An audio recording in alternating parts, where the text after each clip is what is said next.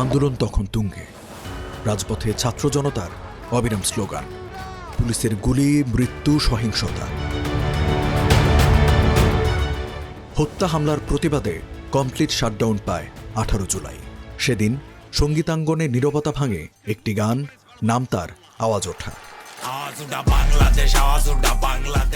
গানটির শুরু শেষ বঙ্গবন্ধুর ভাষণ দিয়ে। মাঝের পুরোটা সময়ে সরকারের বিরুদ্ধে অসংখ্য প্রশ্ন তোলেন র্যাপার হান্নান হোসাইন শিমুল। মুহূর্তেই ভাইরাল আওয়াজ ওঠা। প্রায় 30টির মতো র্যাপ গান প্রকাশিত হয় ছাত্রদের আন্দোলন নিয়ে। তবে আওয়াজ ওঠার সঙ্গে আলোচনায় ছিল আরেক র্যাপার মোহাম্মদ সেজানের কথা ক।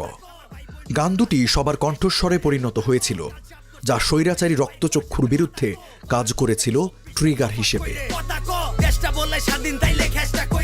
এবার সেই কণ্ঠযোদ্ধারা ঠাঁই করে নিয়েছেন পাঠ্য বইয়েও। 7ম শ্রেণীর পাঠ্য বইতে বলা হয়েছে, আপনি কি সেজানের কথা ক গানটি শুনেছেন? আগের প্রজন্মের শিল্পীরা গানকে প্রতিবাদের ভাষা হিসেবে ব্যবহার করতে ভয় পেলেও সেজান ও হান্নানের মতো শিল্পীরা সে সাহস দেখিয়েছেন।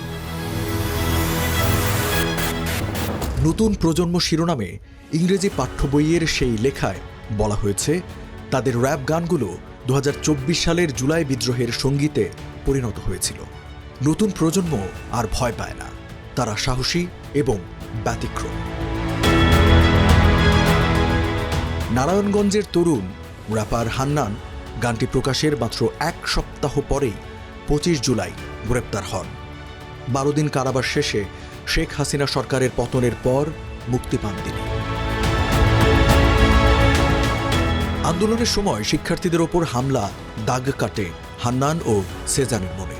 এরপরই সিদ্ধান্ত নেন গানের মাধ্যমে প্রতিবাদের।